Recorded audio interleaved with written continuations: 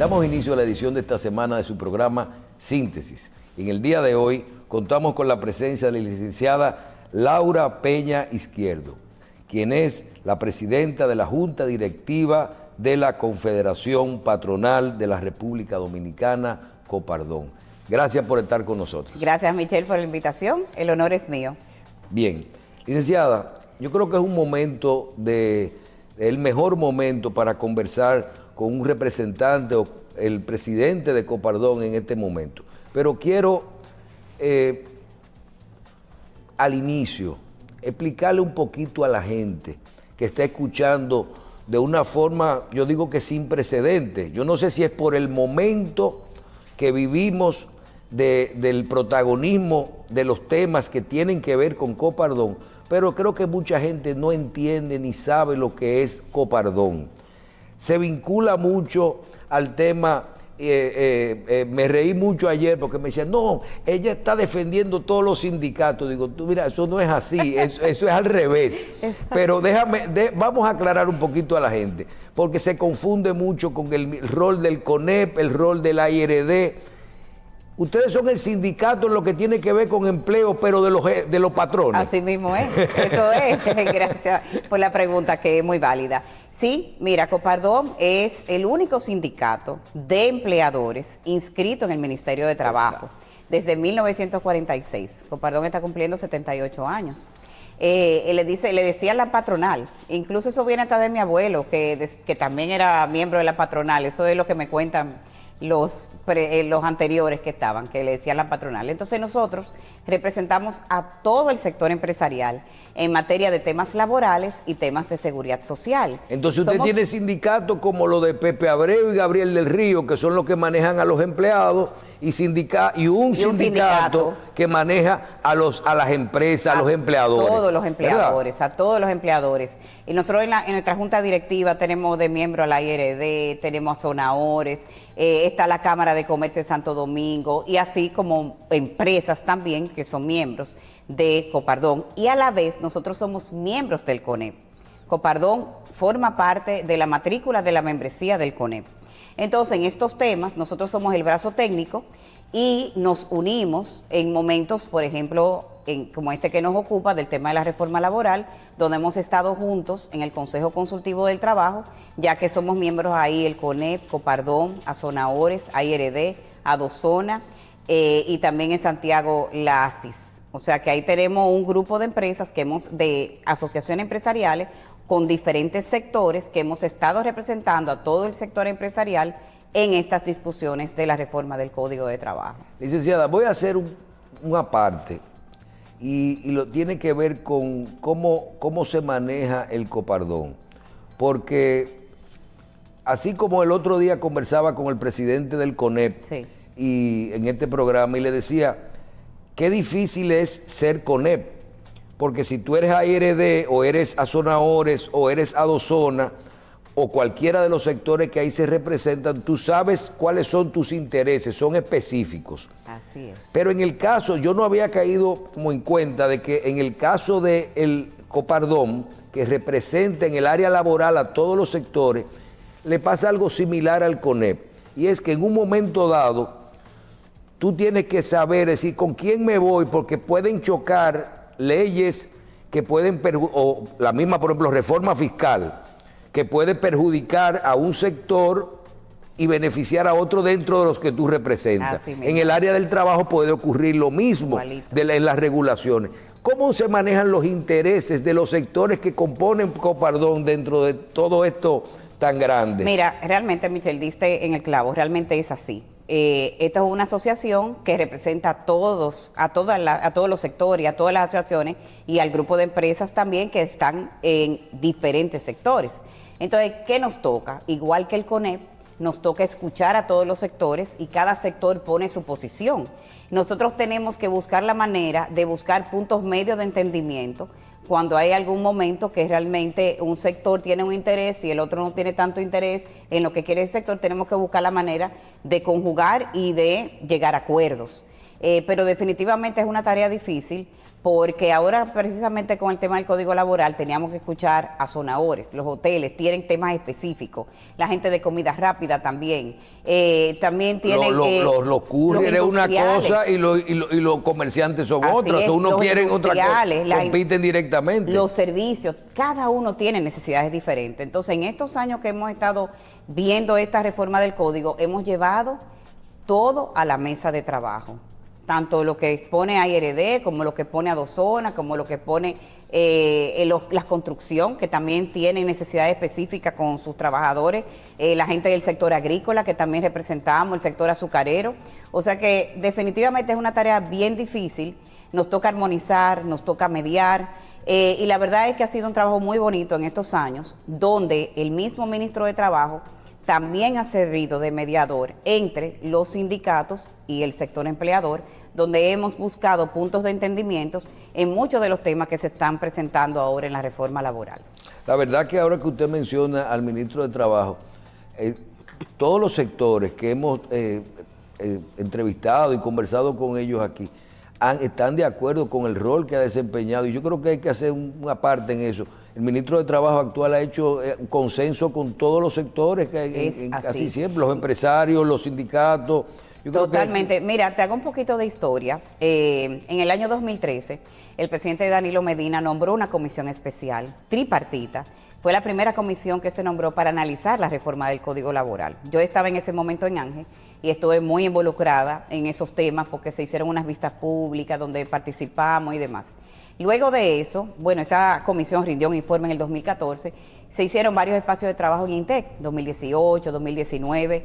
Ya cuando entra este ministro de Trabajo, realmente las cosas cambian porque él ha acelerado el paso. Él ha buscado la manera de hacer reuniones periódicas donde ha servido, como te dije ahorita, de árbitro entre las partes y nos ha ayudado a llegar a los consensos que se entregaron ahora para la reforma del Código. Yo no he visto todo el mundo de acuerdo con Luis Miguel Decán y yo tampoco he visto una huelga, o sea, tampoco. Fuera de las tradicionales de médicos y ADP y esas cosas, o profesores, pero en las áreas de empresa me veo bastante bien. Y mira que siempre se presentaron ya en este último año los temas más difíciles, porque siempre se decía, vamos a dejar de último los temas que son más controversiales y lo que nos va a tomar un poquito más de tiempo de dilucidar en la mesa, como tema de jornada, los temas de procedimiento y obviamente el tema de la cesantía. Y la verdad es que todas estas conversaciones en el Ministerio de Trabajo se llevaron de una manera sumamente respetuosa. Para finalizar con el tema institucional de Copardón, yo le podría decir que las oficinas con ventanas o los parqueos en el frente de la oficina se le dan a los jefes. Pero también siempre decimos que las posiciones las crean las personas. Independientemente de lo que está ocurriendo, porque esto de la reforma laboral, del Código de Trabajo y de todo esto que se está hablando ahora, es el tema clave de Copardón. Así es. Pero en los últimos tiempos desde que usted está presidiendo Copardón, que está muy involucrada y se siente mucho dentro del peso de la mediación y del impacto que tiene que ver sus decisiones y sus opiniones en el consenso necesario. ¿Qué es lo que usted ha hecho ahí adentro?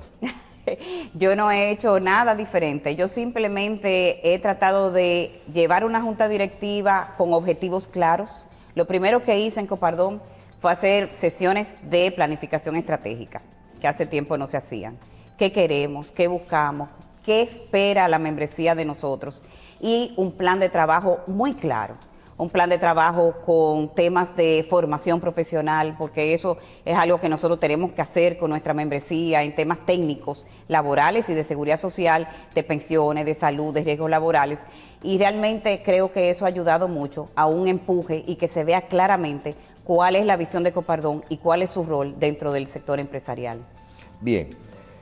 Vamos a hablar un poquito de reformas. Nosotros tenemos, yo digo que hay dos áreas que tienen que ver con la parte de los empleados, de lo que tiene que ver con Copardón, que son la Ley de Seguridad Social y lo que se ha llamado la reforma laboral, pero me imagino que es una modificación al Código de Trabajo, que es lo que estamos hablando.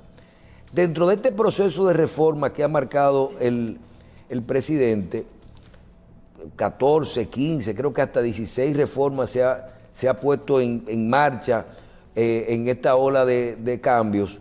Se inició con una reforma constitucional que pasó.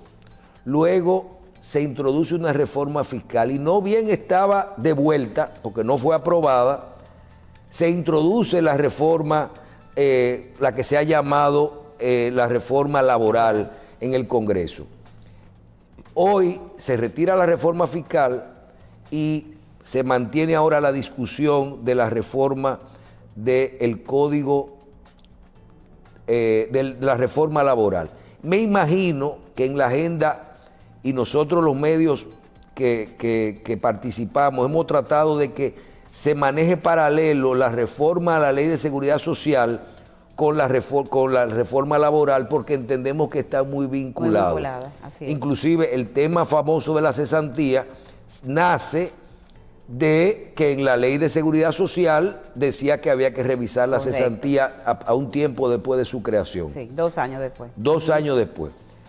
Le hago la mención con esto porque nos preocupa el hecho de que, primero, que no se manejen de forma conjunta, y segundo, de que ahora los sectores no se pongan de acuerdo para poder terminar con estos problemas. El presidente coge otra vez sus leyes, las retira y nos quedamos en igualdad de condiciones. Yo entendía, y soy de los que entiendo siempre, que la principal razón para aprobar para modificar en el Código de Trabajo era que había que reformar la cesantía. Pero participé en el Congreso, en el Palacio, cuando se anunció, bueno, estas son las reformas, las que están consensuadas. Todos sabíamos, y ahí estaba el sector empresarial, estaban todos, y se dijo, estas son las que están aprobadas. Hay una serie de cosas que son de carácter legal, que vamos a hablar en un ratico, tres aspectos. Y cuestionamos, ¿y la cesantía? No, solo se está presentando y mandando las que tengamos el consenso. Llega al Congreso Nacional la reforma laboral, y ahí se armó yo entendí que se debería haber un espacio de discusión en el Congreso donde el sector empresarial dijera, miren, en todo esto ya estamos de acuerdo, en todos los aspectos ya teníamos un acuerdo, estaban consensuados, no teníamos un acuerdo en la cesantía, vamos a sentarnos a discutir en el Congreso derechos adquiridos, si se puede hacer no perder lo que hay con régimen nuevo, un seguro de desempleo, muchísimas opciones que se pueden crear. O no se aprobó ningún cambio, pero luego de un proceso de discusión. Y yo vi como que se ha trancado. Los sectores desde el principio, no va a la reforma. Y no va a la reforma, ¿quiénes dicen? O los empresarios. Si la razón por la que estamos haciendo esto era hablar de reforma, ¿qué es lo que está pasando realmente en este momento? Claro, mira qué es lo que pasa, Michelle. En el momento que se deposita, el 10 de octubre, la reforma al Código de Trabajo en el Congreso, en ese momento ya eran 3 reformas al mismo tiempo. La de la Constitución, la fiscal que ya estaba, y entonces, para completar, la reforma laboral. En ese momento, nosotros como sector empresarial lo que decíamos que no era momento para introducir la reforma laboral, porque ya el Congreso estaba ocupado con 2 bastante complejas. Entonces, agregarle una más que también necesita su espacio y su tiempo para comprenderla, era demasiado. Entonces, ¿qué pasa? Bueno, ya no están, ya se aprobó la reforma constitucional, la reforma fiscal se retiró, pues entonces ahora vamos a trabajar con esta, ya está en el Congreso. Nuestro deseo hubiese sido que nosotros de manera tripartita en el Consejo Consultivo del Trabajo hubiésemos terminado las conversaciones sobre la cesantía. Pero los otros puntos estaban bien claros y feliz todo el mundo. Los demás puntos están consensuados. Eso no es ningún problema. O sea, el único punto que está en discusión en esa... Es la cesantía. Es la cesantía, bien. Así es. Vamos a ver hay ahora. Hay algunos puntos, Michelle, que bueno que yo lo traiga a la mesa, que Azonadores puso, que el sector construcción también tenía pendiente, pero esos temas al final no se llegaron a consensuar. Y quizás ahora es un momento, ya que está en el Congreso, que se traigan a la mesa nuevamente. Pero básicamente todos los puntos grandes, importantes, como te dije, jornada laboral, procedimientos, todo eso sí fue de consenso. Entonces, ¿qué nosotros entendíamos? Si decimos hoy, licenciada, se aprobó esa ley, esa reforma como la mandó el gobierno, con la que estaba presentada, que yo estoy seguro que los sindicatos ya han dicho que están de acuerdo con eso, sin la cesantía, y los empresarios dijeron, no estamos de acuerdo si no está la cesantía. Ok, así es. Suponiendo que se apruebe así como está, que el Congreso diga mañana, convocamos primera y segunda lectura y aprobamos eso que mandó el gobierno así mismo. Estábamos de acuerdo en todo esto está aprobado y se quedó afuera para una segunda reforma la cesantía. ¿Qué es lo que está aprobado en este momento? ¿En qué se está? Esos tres aspectos que usted dice, ¿qué son? Mire, porque la gente quiere saber. La gente quiere es que saber. realmente no se ha conocido el detalle. Mira, de los temas que nosotros aprobamos con la jornada tenía que adaptarse a la realidad que están viviendo las industrias, sobre todo. Industrias que en el año 92 no existían, industrias que hoy en día trabajan 24/7. Tenemos que darle flexibilidad al empresariado en ese aspecto para que puedan negociar una jornada laboral, vamos a decir, flexible. Por ejemplo, el sector minero necesita que los empleados quizá trabajen 4 días corridos y se vayan 3 días de descanso. Hoy en día el código no me consigna eso y nosotros nos pusimos de acuerdo con jornadas laborales flexibles para que el código lo consigne. Probablemente hay empresas que hoy en día sí hacen esos acuerdos, pero no está consignado en el Código de Trabajo. Sí, al final, cuando hay un pleito, no está consignado. Exactamente. Entonces ya nos pusimos de acuerdo de que iban a negociarse jornadas flexibles en aquellos trabajos que eso se necesite. Debemos recordar que el tema de los domingos, que fue un tema que también medio controversial, porque en el Código Laboral actual del 92 hay un capítulo entero que habla de no trabajo los domingos. Ya eso está mandado a guardar, porque hace tiempo que aquí se trabaja los domingos, los comercios sobre todo, y servicios y demás. Entonces, ahí nos pusimos de acuerdo de eliminar ese capítulo y que las personas que trabajan domingo, que no es su día libre, van a cobrar normal y van a elegir en la semana en cualquier otro día que va a ser su día de descanso. Esos temas nos pusimos de acuerdo. Con tema de procedimiento, se está incluyendo una figura nueva, que es el juez conciliador. ¿Por qué se incluye esta figura? Estos fueron los abogados que nos acompañaron, que pusieron ese tema sobre la mesa para tratar de que no se vaya todos los temas y conflictos laborales a juicio de fondo, sino que se traten de dirimir en una instancia anterior y que se pueda haber un juez con formación en mediación, que ya el Ministerio de Trabajo tiene una escuela de mediación, para tratar de que no todos los temas laborales vayan a un juicio. Y eso lo que va a hacer es que va a descargar a los tribunales, porque hoy en día incluso, me decía un amigo abogado recientemente, que una demanda laboral es el año que viene que la van a llevar, porque los tribunales están llenos hoy en día. Pero también una demanda laboral, desde que tú te buscas un abogado, un empleado tenemos que darle 30% a un abogado. También. Y a 50, o si no te compran el caso, te dan 2 pesos, para entonces ellos fajarse 20 años. Pero el trabajador no va hoy en día. Porque no existe ahora, en esta reforma, por obligación, el trabajador tiene que asistir. ¿Y cómo es el tema que se incluyó ahí también, que decían que ya eso estaba, con el tema de los embargos de las cuentas y de que... Sí, ahí se incrementaron los plazos. Hoy en día, para un empresario apelar una sentencia, solamente le dan 3 días para depositar el duplo de la sentencia. Entonces eso es muy oneroso para cualquier empresa pequeña. Buscar el duplo de la sentencia, lo que hacía la empresa es que pagaba la sentencia. Si tenía que buscar el doble, yo mejor pago la sentencia y dejo así y no voy a ningún pleito. Entonces ahora, en la reforma, solamente habría que pagar el valor de la sentencia, o sea, el valor simple, no buscar 2 veces el valor de la sentencia. Pero y ahora te dan más tiempo. Exacto, y ahora en vez de tener 3 días, va a tener 8.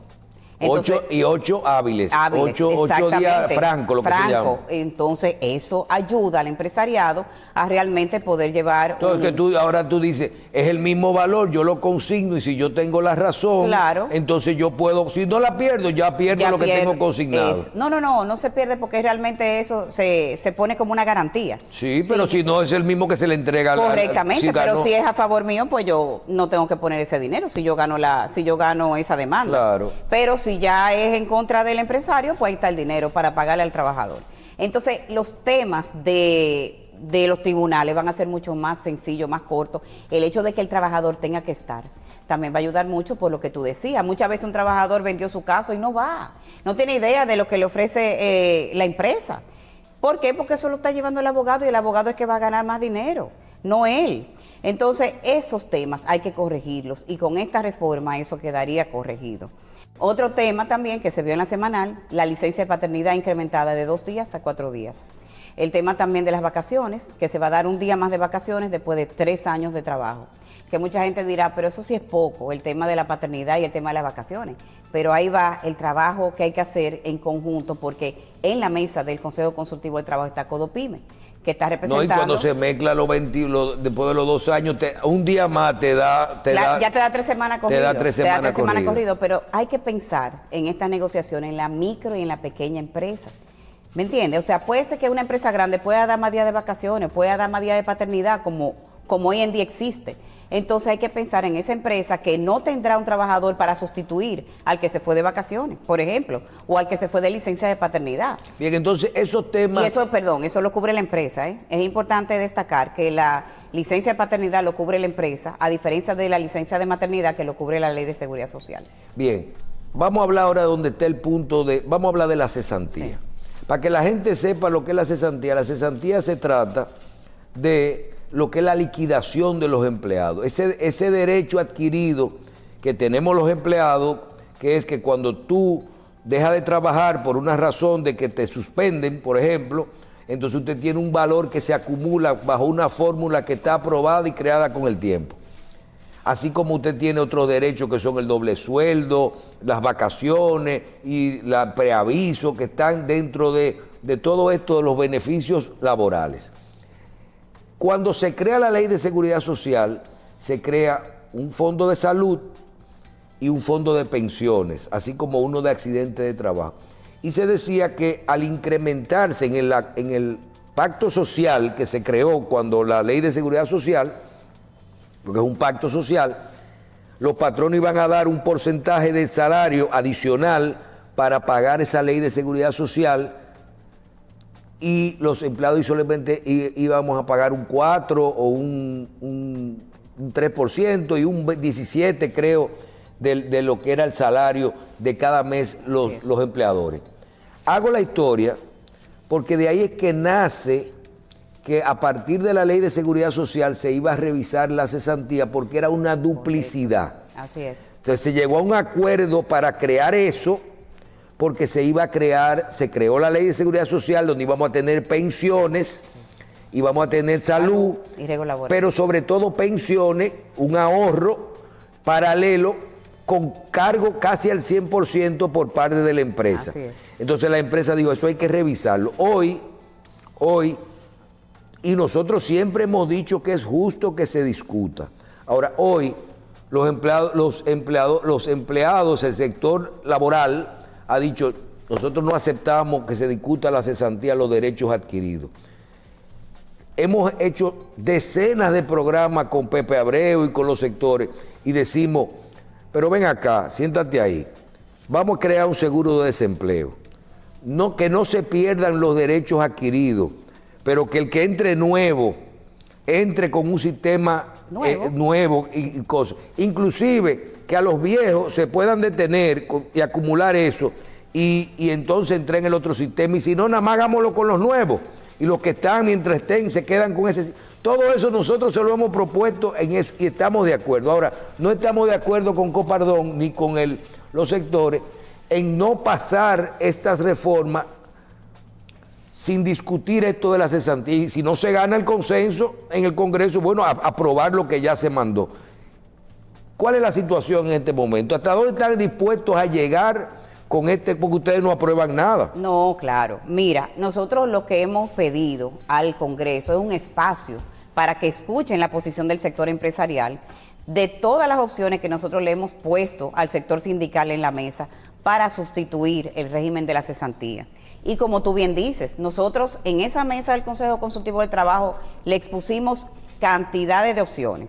El seguro de desempleo consignado en el artículo 50 de la Ley de Seguridad Social, que como te dije, el mandato era que en 2 años se pusiera en vigencia ese seguro de desempleo. Nunca se hizo. También le hemos puesto un tope en la cesantía. Hemos puesto un tope por salario o un tope por años. También hemos hablado, hemos puesto tantas opciones de calcular el salario promedio que ha estado el empleado en la empresa, porque acuérdense que el desahucio, cuando se calcula la cesantía, se calcula en base al último salario. Entonces, eso hace que si tú acabas de hacerle un aumento a ese empleado, que vas a tener que entonces liquidarlo con ese último salario. Y si nosotros cogemos el promedio de todos los salarios que ese empleado ha tenido en la empresa, te da un número un poco menor y más justo para la empresa. Hasta esa opción le dimos. Hemos puesto también sobre la mesa que se nos reconozca, ya eso no tiene que ver con el sector sindical, que se nos reconozca una parte del pasivo laboral que tienen las empresas como gasto. Porque yo solamente puedo poner como gasto cuando yo ejerzo el desahucio con un empleado, pero no de esa reserva de pasivo laboral que nosotros tenemos hoy en día. Entonces, esa es una opción que habría que hablarla con el gobierno. ¿Será que lo acepten como costo? Como costo. Pero no aprobó la reforma fiscal, ¿no? Claro, ya la reforma fiscal salió del Congreso y eso era un tema de la reforma fiscal que podíamos hablar en ese momento. El problema es que los empresarios tienen un tema y es que si te lo aceptan como un costo, una parte, entonces en tu estado financiero, sí, tú tendrías que reflejarlo como un pasivo, sí, no abajo. No abajo. Entonces ahí eso te puede perjudicar. Sí, pero si se reconoce una parte como gasto, sí, eso ayudaría mucho al sector empresarial. Eso lo hemos analizado, eso es una posibilidad. Entonces nosotros le planteamos todo esto al sector sindical, además de que el sector sindical también estuvo en la mesa tripartita cuando se negoció la Ley de Seguridad Social. Pero una cosa, ahora que usted menciona eso, pero cuando una empresa realiza una liquidación, entra como gasto. Entra como gasto. Lo que usted quiere es que el pasivo antes de realizarlo. Antes de realizarlo. No completo, pero por lo menos que nos reconozcan. Bueno, no puede ser completo porque la cesantía solamente es un derecho que le toca al empleado que al que sale. El que renuncia o tiene otro tipo de no le toca, por eso es que no es un pasivo real. Exactamente, es un pasivo que uno puede calcular cuánto es el desahucio promedio que uno tiene en una empresa. Eso está calculado y en base a eso se puede reconocer ese pasivo. ¿Qué otro punto ustedes le habían buscado? ¿Qué otra? No, el seguro de desempleo, el tope por salario, el tope por años. El promedio. No, tope por año. Por ejemplo, que en vez de, acuérdense que la cesantía es 23 días por cada año de trabajo, después de 5 años, indefinido en el tiempo. O sea, si el empleado tuvo conmigo 20 años, 30 años, tengo que multiplicarlo por esa cantidad de años.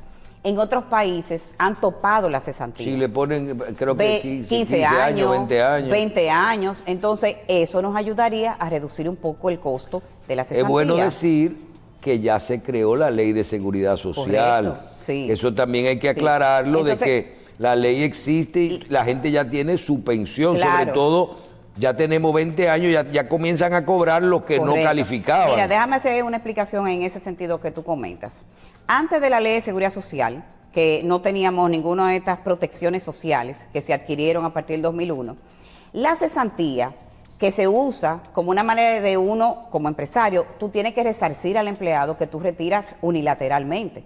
Ese es el sentir de la cesantía. ¿Y por qué existe? Porque yo estoy retirando a un empleado, yo lo estoy desahuciando y ese empleado necesita unos fondos para poder subsistir en los meses que busca trabajo. Pero también anteriormente muchas empresas usaban la cesantía para que cuando un empleado llegaba a la edad de retiro, lo que hacían era que lo desahuciaban, le entregaban ese fondo y ese fondo servía como un plan de retiro. Entonces, como tú bien dices, ya esa parte está cumplida.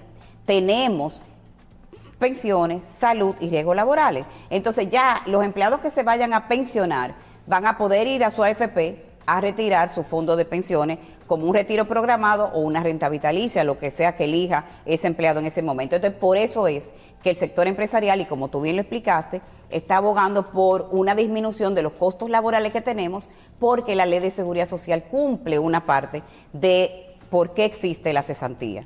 Entonces, es importante que eso se entienda. Hoy en día, los costos laborales del sector empresarial andan por un 64%. Por cada peso que yo pago en nómina, yo tengo que reservar 64 centavos. ¿Qué es eso? Yo tengo la seguridad social, salud, pensiones y riesgos laborales. De salud y pensiones cubrimos un 70%, de riesgos laborales el 100%, un 1% de la nómina, el Infotep un 1% de la nómina, vacaciones, bonificaciones, preaviso y cesantía. Todo eso es cargo a la nómina. Conversando hace unos años con don Celso Marrancini, me dijo que eso que usted dice, 66 por 60%, sí. que para que todos estos emprendedores y personas que no manejan estos números entiendan lo que usted está diciendo. Oigan bien, una persona que gane 10,000 pesos mensual, que no es el sueldo mínimo, 10,000 pesos, usted le cuesta 16,000 pesos. Una persona recibe 16 veces en un año, es lo que a usted le cuesta un salario de una persona. Son 12 salarios, más 13 el doble sueldo, más todo lo otro que incluye las vacaciones, la cesantía, todo esto son 16 salarios por año. Eso es lo que recibe una persona a lo largo de su vida laboral acumulada y el costo que usted tendría de esa explicación que usted está diciendo del 60%. Sí, entonces nosotros hemos puesto sobre la mesa esos costos que los sindicalistas lo conocen y lo saben. Aparte de eso, con el tema de los derechos adquiridos, ninguna modificación de ley es retroactiva. Si hay una modificación con respecto a la cesantía, eso va a ser en ese momento en adelante, para los empleados que entren nuevos a la fuerza laboral. Sí, pero también una cosa es los derechos adquiridos, y eso lo discutí el otro día Bueno, vamos a decir que la cesantía es una conquista social. Bien, es una conquista social, pero ahí hay un dilema. Una cosa es, si yo soy empleado y yo tengo un derecho adquirido que fue de la cesantía y hoy yo tengo acumulado X, con la fórmula con que yo entré, perfecto. Yo que al día de hoy que se modifique la ley, yo no voy a perder ese cálculo. Claro que no. Perfecto. Pero yo también podría decir que si la ley es nueva y yo entré a mi trabajo con esa ley vieja, no me pueden cambiar la fórmula a futuro. No la deben de cambiar, porque es el mismo contrato de trabajo. Entonces, hasta que ese contrato de trabajo no termine, yo sigo bajo el régimen de la ley del 92. Eso sucedió también cuando se aprobó la modificación en el Código de Trabajo en el 92. El que existía anteriormente era el del 51. Entonces, hay que agotar un tiempo para ir desmontando las personas que están bajo uno y bajo el otro. Entonces, eso se llevaría un tiempo para cumplir con ese desmonte. Otra cosa importante que yo quiero señalizar. En este año, en el mes de marzo, Copardón hizo una presentación de una encuesta que se hizo a 1,000 empresas. Eso se hizo junto con la OIT. Estas empresas micro y pequeñas respondieron que para constituir una empresa hoy en día en el país es factible económicamente y también es sumamente rápido el proceso. Sin embargo, una empresa no subsiste en promedio más de 5 años. Entonces, en la encuesta preguntamos que cuáles eran las razones de no sobrevivir más de 5 años y una eran los costos laborales y el otro era el anticipo.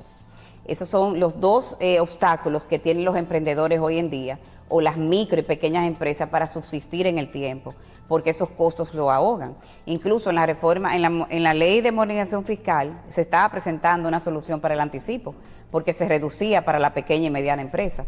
Entonces, esos son temas que tenemos que atender para poder disminuir la informalidad en el país. ¿Usted cree que en este momento ya se aprobó la constitucional, se retiró la fiscal, solo queda la laboral y posiblemente se introduzca la de seguridad social? ¿Usted cree, ustedes que se reúnen con el gobierno y con los sindicatos en otros escenarios, ya luego de esto, ¿usted cree que hay un espacio de diálogo en este momento o que está todo cerrado? Entiendo que hay un espacio de diálogo, claro que sí. Entiendo que que se nos va a escuchar. El Senado indicó que iba a hacer vistas públicas. En algún momento ellos comentaron que iban a escuchar a los sectores y nosotros estamos esperando que nos convoquen para nosotros presentar todos los puntos, esos puntos de la cesantía que quedaron pendientes con una buena base de los estudios que hemos hecho. Finalmente, licenciada, en el caso de la ley de la seguridad social, ¿usted entiende que debe de esperar que se apruebe lo laboral o que debe de someterse ahora de forma paralela a su adecuación, sus modificaciones? Y si de ser así, ¿cuáles son los principales aspectos que tiene para usted a modificar en esta ley? ¿Temas de salud, temas de pensión, de cobertura o de adecuación? Mira, yo entiendo que cada reforma debe tener su espacio. Más ahora cuando vimos que se juntaron estas 3 reformas en el Congreso, que realmente tenemos que pensar en esos legisladores, cómo se cargan, además de que ellos tienen que buscar sus asesores que le expliquen porque no necesariamente saben de todos los temas. Entendemos que cada una tiene que ser en su espacio. Luego de que se termine con la reforma laboral, pues entonces introducir la reforma a la seguridad social. ¿Sobre qué aspectos se deben de reformar en la ley de seguridad social? Mira, yo soy de la teoría que más que reformar esa ley, hay muchos aspectos que no se han puesto en vigencia. Esa ley de seguridad social es buena, sin embargo hay aspectos que te voy a decir 2 de manera específica que son sumamente importantes para el país y no se han puesto en vigencia. Número 1, la atención primaria en el régimen contributivo, esencial para manejar los costos que tiene el sistema y para ofrecer una atención de calidad oportuna y económica a los trabajadores. ¿Por qué? Porque en un centro de atención primaria se disminuyen los copagos, se disminuye el gasto de bolsillo y además de eso las familias van a tener un médico de familia que los va a orientar a todos. Eso en el área contributiva. En el área contributiva, porque existe en el subsidiado. Y el tema del contributivo subsidiado. Entonces, ese era el segundo punto precisamente. Mira, aquí hay una cantidad de personas que trabajan por cuenta propia, así se llaman, que necesitan y el tema de la cobertura de pensiones, el tema de la cobertura de salud, que no se ha buscado la manera de que esas personas puedan contribuir. Y nosotros hemos visto como en otros países, por ejemplo en Colombia, lo hacen de una manera sumamente fácil, descontándolo de una cuenta de ahorro, de una tarjeta de crédito o como la persona decida. Pero realmente entendemos que ese régimen debe de prontamente ponerse en vigencia porque hay una parte de la población que no está gozando de esa protección social. Obviamente, cuando se haga la reforma de la ley, probablemente va a haber que cambiarle el nombre al régimen y quizás será un régimen contributivo independiente, porque subsidiado probablemente no tenga mucho sentido porque esta persona tiene poder adquisitivo para poder cubrir su seguridad social. ¿Cómo usted se va a hacer ahora? Porque usted representa un sector que es el sector empresarial. Correcto. Y ahora vamos a una reforma a la seguridad social donde los empleados solo tienen que ganar, no tienen nada, no le pueden poner más impuestos, no le pueden poner más tasas. Entonces usted está defendiendo ahora a los sectores, usted representa a los sectores que se pueden afectar una parte. Aquí se puede afectar el gobierno si tiene que cargar más con más subsidiado o con una parte del contributivo subsidiado o con una parte de las pensiones, de lo que sea que vaya a hacer. O usted representa a las ARS, que son las que más van a tener que cubrir, o las AFP si tienen que bajarse las comisiones, subir para que mi pensión sea más alta. ¿Cómo usted se va a hacer ahora si usted no va a tener ni un cacerolazo diciéndole a la gente, ve y defiéndeme de eso, porque ahora son ellos que tienen que ceder? Mira, te voy a decir algo, yo soy una persona sumamente conciliadora. Y no, porque yo le escucho hablando y a veces creo que usted está representando es a los empleados y hay que acordarse que usted representa a los empleadores, claro. No, es a los empleadores, pero no a los empleados. No, claro que sí. Y usted tiene 2 sectores o 3 sectores fuertes que en la ley de seguridad social. Claro que sí. Y sector financiero está ahí. Y ellos pertenecen todos a Copardón. O sea, en la mesa de Copardón están las ARS, están las AFP. Y están los bancos. Y están también todos. Y los bolsas de valores. Cuando usted le digan... saquen de la ley de seguridad social que no se pueden invertir los fondos de pensiones en el gobierno, en bonos del Estado. Eso es un tema, o que haya que devolver el 30%. Usted va a tener la banca y el gobierno atrás. Vamos a trabajarlo. Vamos a trabajar conciliando con los sectores. Lo hemos hecho en otras ocasiones. Mira, te pongo el ejemplo de la ley 1320. La ley 1320, que modifica la ley de seguridad social en el año 2020, ahí las AFP se les redujo la comisión. Y fue algo que se consensuó. Y eso ellos son parte del CONEP también. Esas conversaciones las hicimos en el CONEP y llegamos a entendimiento. Y yo entiendo que cualquier modificación de ley, todo va a ser entendimiento y conciliación. Bien. Licenciada, gracias. Gracias a ti, Michelle. Gracias por estar con nosotros y le confesamos que no le tenemos envidia en este momento con los procesos que usted va a pasar Yo pronto. sé que sí. Pero nada, estamos ahí trabajando fuertemente. Bien, gracias por la invitación. Bien. Licenciada Laura Peña Izquierdo, presidenta de la Junta Directiva de la Confederación Patronal de la República Dominicana, Copardón. Gracias por estar de nuevo con nosotros. Gracias por la invitación.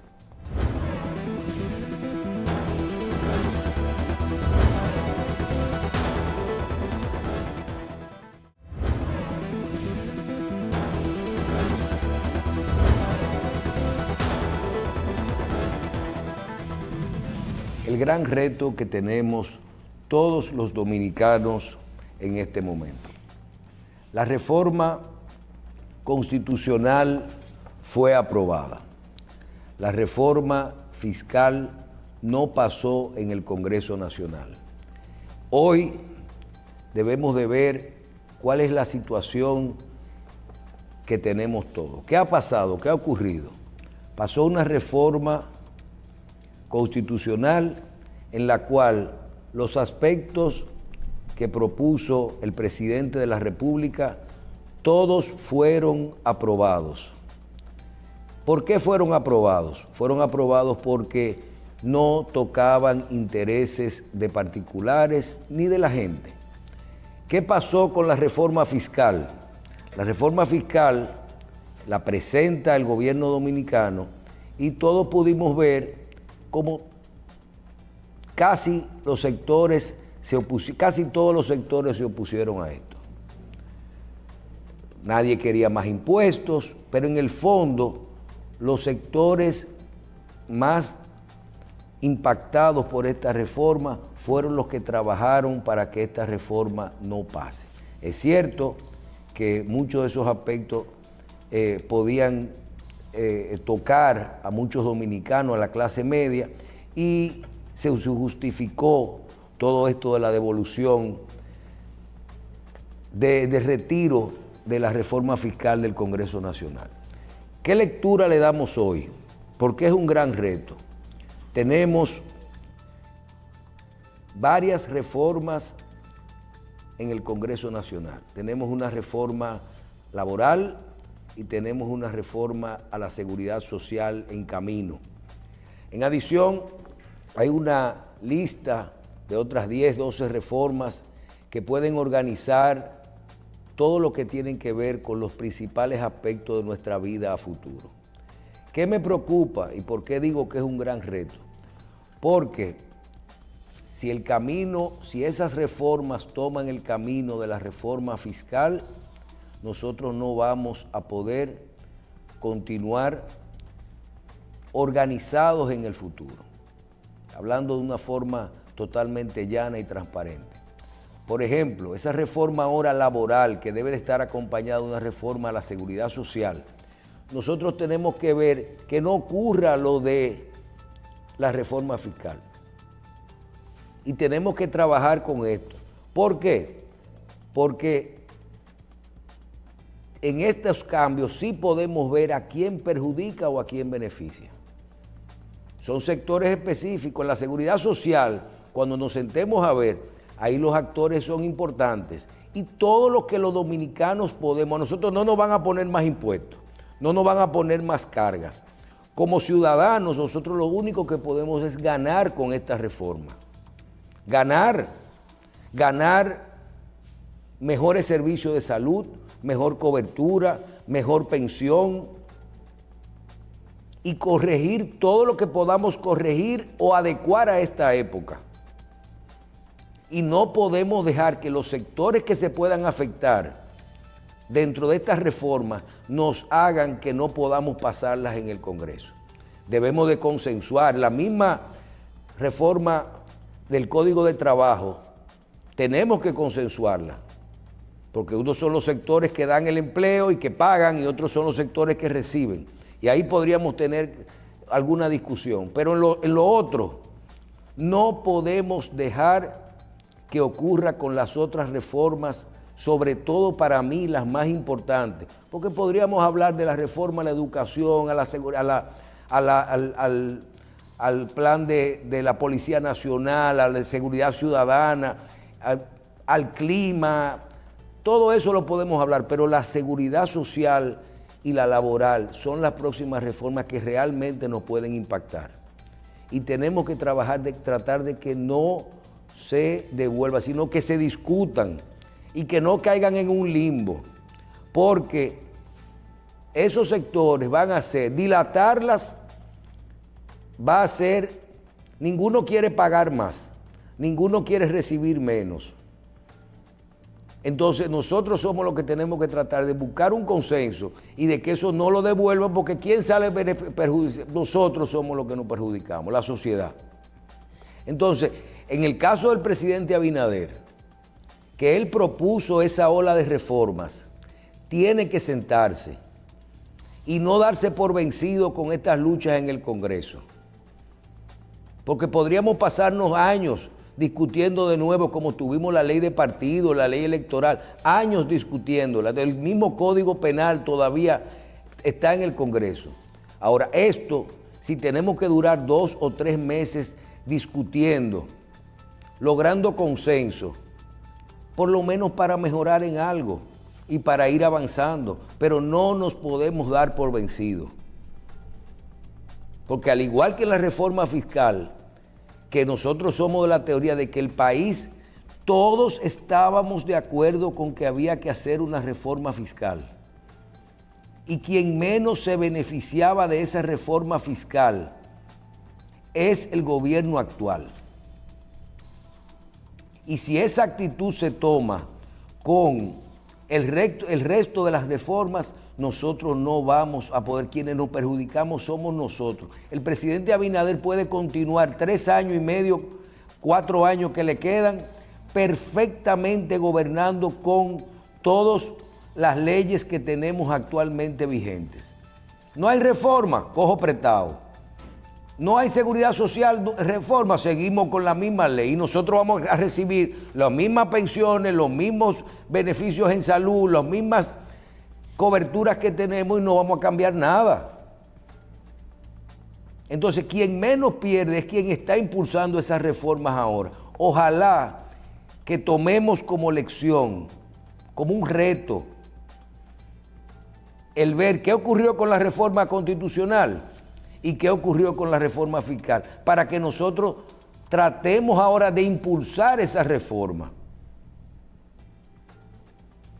Porque es cierto que nosotros con la fiscal, bueno, se complicó todo, amén. Nosotros no estábamos de acuerdo con la reforma, con todas las reformas, pero sí había que hacer los cambios, lo que no la podíamos retirar. Ahora, nosotros seguimos igual.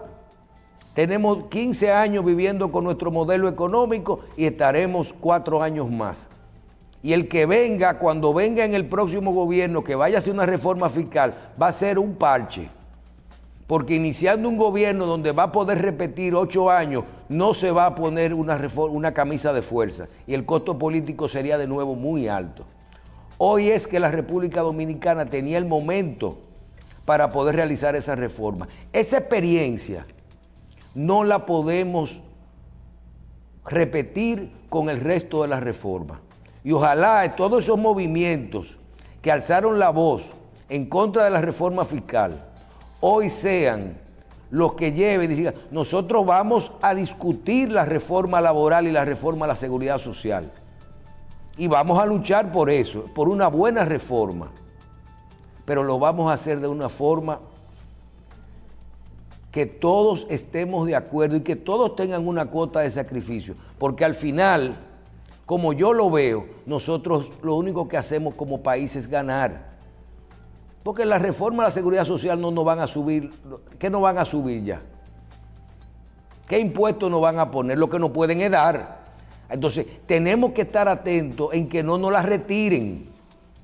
que sería lo más económico para todos los sectores, los que pagan, los patrones, los sindicatos, la seguridad social, las ARS, las AFP, todos los sectores que están ahí, son los que ahora van a influir en que esa reforma no se modifique, porque ellos son los que tienen que dar o ceder en los aspectos que se vayan a modificar. Y otra cosa, en el peor de los casos, hay muchísimas cosas que lo que hay que adecuar. También hay que dividir en esa reforma lo que son cambios que llevan sacrificio para esos sectores y las cosas que simplemente hay que corregir, porque en el tiempo las leyes de seguridad social tienen que irse adecuando con los tiempos. Y uno puede decir, miren, estos 20 años ha pasado esto y hay que cambiarle esta coma por este punto, porque la experiencia no fue buena en esto, o miren, esto es mejor ponerlo así. Cosas que todo el mundo va a estar de acuerdo, porque esas cosas no se pueden impulsar desde ya. El otro día decíamos que aquí la ley de telecomunicaciones vigente no tiene el internet, porque cuando se hizo no existía el internet. Entonces, modificar una ley para incluirle una cosa nueva no es malo. Entonces, el gran reto que tenemos es no darnos por vencido y apoyar el proceso de consenso de las reformas del Congreso Nacional, sobre todo a la Ley de Seguridad Social y a todo lo que tiene que ver con el Código de Trabajo.